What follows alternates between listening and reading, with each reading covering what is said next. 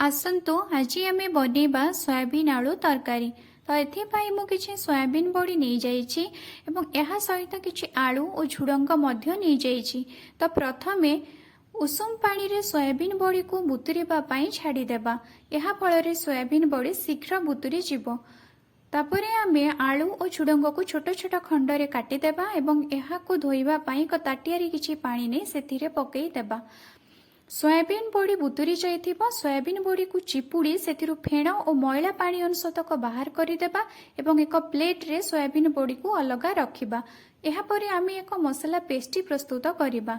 एथिपई आमे गोटे बड़ साइज रो पियाज को छोट छोट खंड रे काटी नै जिबा।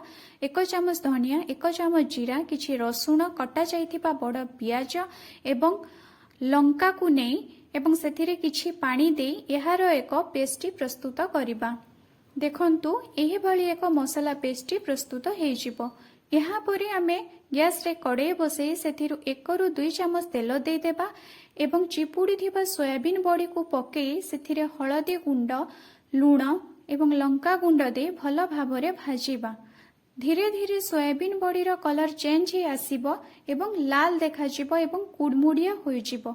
एहा परे सोयाबीन बड़ी को आमे एक प्लेट को काढ़ी आनिबा। एबे सेही समान कड़ाई रे 5 रु 6 चामच तेल दे देबा एवं सेतिरे आमे बाटी रखिथिबा मसला पेस्ट को पकेई देबा। सेतिरे हळदी गुंड लूण एवं लंका गुंड दे भल भाबरे कसिबा।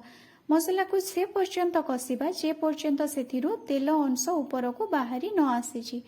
मसलार तेल अंश ऊपर को बाहरी आसीबा परे सेथिरे आमे काटी रखिथिबा आलू एवं झुडंग को पकेई सेथिरे एक घोडणी दे देबा। ध्यान रखिबा जेमिति भितरर बांफ बाहर को बाहरी न आसीबो।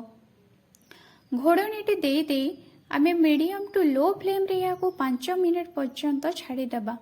एहा परे 5 मिनिट परे घोडणी को काढिबा। देखिबा पनीपरिबा अधा सिझिथिबो अधा सिझि नथिबो। एहा परे पुणी एहा को ढांकी देबा। किछि समय पर एहा को काढी पुणी गोळाइबा। जते बेले पनीपरिबा सिझि जिवो सेथिरे पानी दे देबा। पानी फुटी आसिला बेलकु सेथिरे आमे भाजी रखिथिबा सोयाबीन बड़ी को पकेई देबा। 3 रु 4 मिनिट पर्यंत सोयाबीन बड़ी फुटा पानी रे रहिबा परे एहा उपरे गरम मसला दे दे गैस बंद करिदेबा एवं घोडणीटी दे देबा। एहा परे आमे सोयाबीन बड़ी को गिना गोटी रे काढे सर्व